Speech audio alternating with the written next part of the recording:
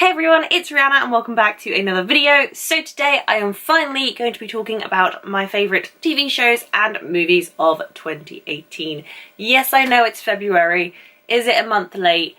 Yes, it was. But last year I did it in March, so we're getting there. Usually I would do a separate list for TV shows and for movies, but this year I thought I would mix it up and just tell you my general favourites. It's not really a top 10, it's just my favourites, and I will tell you which of everything was my ultimate favourite of 2018, but you know, there's no sort of number structure. As always with these lists, they are very selective, they're very personal.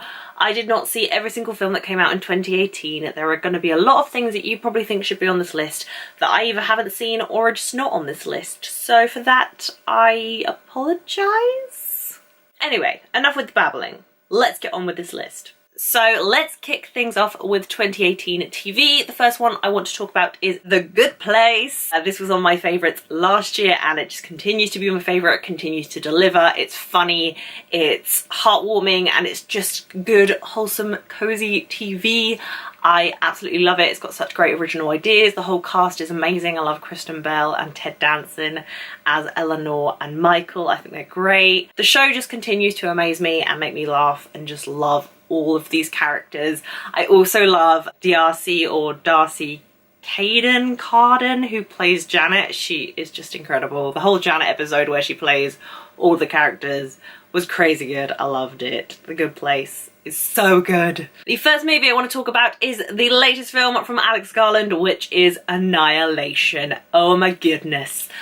I was so looking forward to this film. I'd been looking forward to this film for such a long time, ever since they announced it. By God, was this film incredible. If you haven't already seen Annihilation, it follows 5 women who go on an expedition into this unknown sort of life form called the Shimmer, which has appeared out of nowhere and people don't know what it is, they don't know why it's here, so these 5 women go in to experiment and find some very crazy stuff. We follow Lena, who's played by Natalie Portman, who's the main character. Her husband previously went on the expedition and she goes in to find answers when he comes home unexpectedly after her believing he to be dead for a year. Annihilation has such incredible set design and acting and writing. It just has everything I want in a sci-fi film. It's beautiful to look at, it's mind-boggling, thought-provoking, and you'll still be thinking about it for months to come after you watch it. My next favourite is Daredevil season 3. For me, season 3 was the most interesting to watch, had the most personal connection to Matt, and just had great characters all around. I was invested in every single episode. Episode 4 with the hallway fight scene, incredible as always. The way that Wilson Fisk manages to sort of trick the FBI into thinking, you know, he's not safe in prison, he'd be better off in his hotel room, and how he plans to retake New York. It's just crazy shit. But I think I especially loved the fact that Matt had to rebuild his strength from the events of the Defenders in this season. It definitely showed a weakness in Daredevil and in his character and who he was as a person. There were a few different missing links in the show for us and for Matt that needed to be tied up, and I feel like season 3 definitely delivered on that. The next film I want to talk about was a huge surprise to me, a very welcome surprise, and that was Spider-Man Into the Spider-Verse. Now, I had little to no interest in seeing this film because I'm not the biggest Spider-Man fan, I know, oh my god, please don't kill me. But I'd heard loads of buzz about it, the trailer looked really great, and I'm so glad I actually took the time to go see this on the big screen because I absolutely loved it. Thought the animation was fantastic, thought the story was great, thought the characters were great, had a great soundtrack. Everything about this was just a fun action movie, the animation was just gorgeous, and I had such a fun time watching Into the Spider-Verse, and it may have even made me a Spider-Man fan. Surprise, surprise, there's another TV show on my list that's a Netflix original show, and that is The Haunting of Hill House.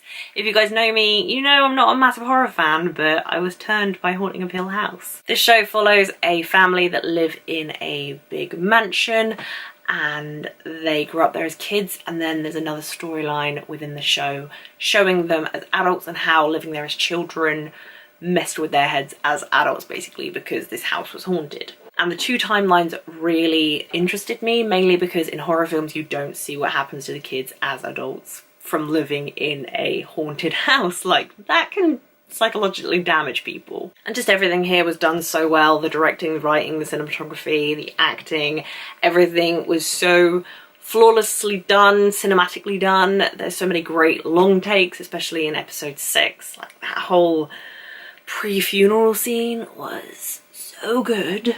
This is one of those shows where you'll finish it and you'll want to go back and rewatch episodes because somebody on YouTube has made a compilation of all the ghosts you missed in Haunting of Hill House, and you'll be like, I need to go back and see that.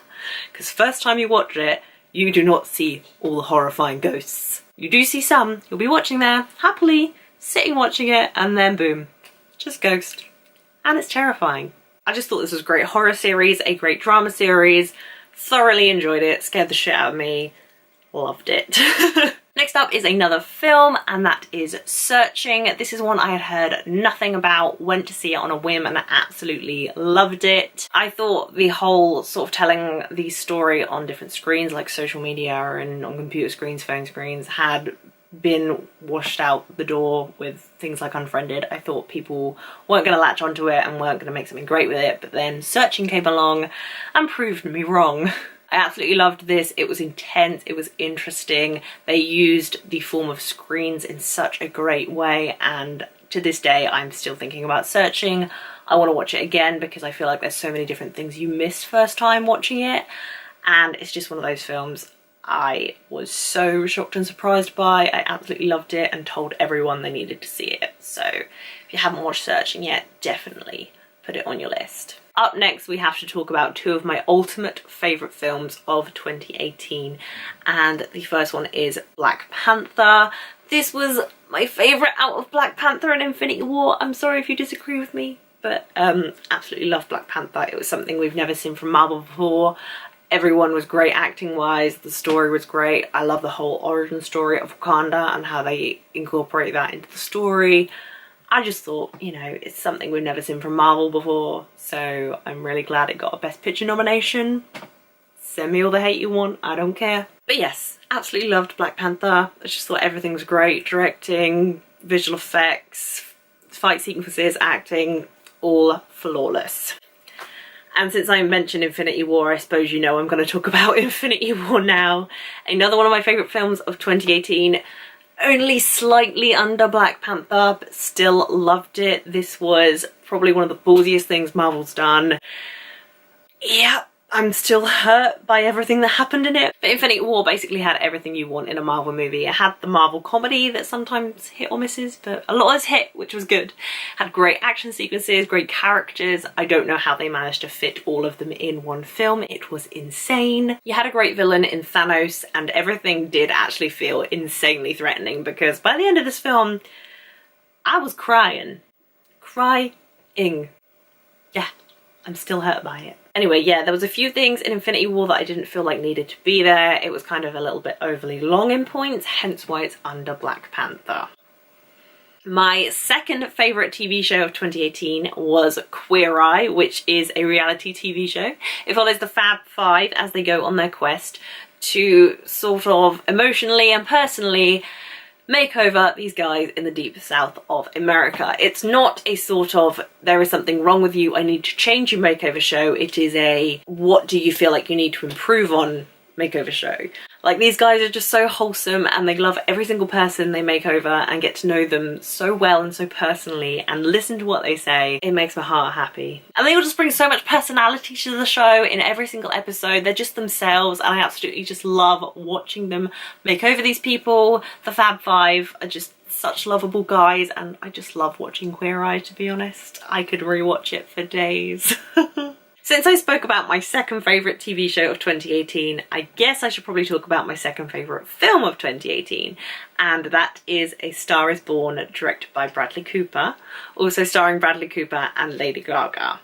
Oh my goodness, this film got my heart. This tells the story of an ageing country singer who is kind of coming to the end of his career, who encounters a woman named Ali who has an incredible voice, and he sees a lot of talent in her and decides to become musical writing partners with her, and they make music together and eventually get married, and it just tells the story of Ali coming into fame and then falling in love, and it's just such a great, beautiful but heartbreaking film, really. I absolutely love stories about music. I love original music in films, and this one has amazing music. We have Shallow, which is nominated for Best Original Song at the Oscars. I Will Never Love Again, which literally broke my heart. Alibi, Maybe It's Time to Let the Old Ways Die. All of the music is incredible in this film. All the acting is incredible. Holy shit. Bradley Cooper, Lady Gaga, Sam Elliott. Holy Lord. Everyone is so good. I can't even deal. And excuse me, who gave Bradley Cooper the right to be a talented singer, actor and director? That is just unacceptable in every form, but I will accept it because A Star Is Born is so good. I can't wait to see more work from Bradley Cooper just because the directing here is incredible. I'm just getting overwhelmed talking about A Star Is Born and how much I loved it. Even though I've never been a famous person or never risen to fame, I feel like this very much accurately depicts the rise of fame today.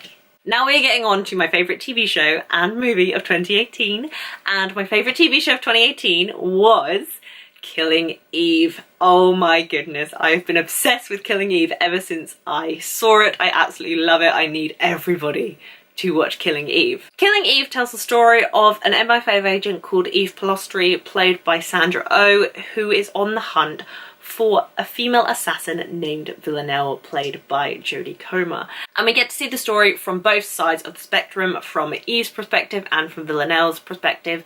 She is an assassin, she lives this assassin life, she's sent on missions all around the world, and she is frickin' a psycho. And it's just such a brilliantly written and directed and acted show about two females from completely different backgrounds, merging worlds, and just everything about it is brilliant. It's a cat and mouse game I haven't seen before, and the way it portrays female characters is just so great because there is so much variety, and I just love the characters, and Villanella's crazy. I just love me a female assassin, what can I say? I just feel like Killing Eve was one of the best pieces of TV to come out in 2018, and I cannot wait for season 2. I really can't. I need it now. And last but not least, my favourite film of 2018 was A Quiet Place. This was directed by John Krasinski, also starring John Krasinski and Emily Blunt, who are the parents of a family living in a world where they have to remain very, very quiet, as the earth has been riddled with monsters that have supersonic hearing and will come and kill you if they hear you. I make the film seem very, very unsmart when in reality it is very, very smart. This is a horror drama film that I absolutely adored in 2018. It was something I've never seen before, and it was super duper smart. I had no idea John Krasinski could direct this well. Like, what is it with all these actors directing fantastically in 2018? Stop being so talented. The film had me from the start to the end. Everybody acting wise was incredible, direction was incredible, cinematography, sound, everything was amazing. I absolutely loved the storytelling and the use of sign language in this film. This film is about family and sacrifice, and somehow it's been made into an insanely clever thriller, horror, sci-fi drama film. And I absolutely loved it. I thought it was incredible. Hands down, no competition. A Quiet Place was my favourite film of 2018. Absolutely loved every single second of it. This is film that needs to be made, that I love being made, that I want to make. So there you have it, guys. Those were my favourite TV shows and movies to come out in 2018. I hope you enjoyed my list. Let me know down below in the comments what you guys enjoyed and if we liked the same things. If you like this video, please be sure to give it a thumbs up. And if you haven't already, please subscribe to my channel. I'll be putting on new videos very, very soon. All my social media links are down below in the description if you want to come follow me. And as always, thank you guys so much for watching. I will see you very soon. Bye!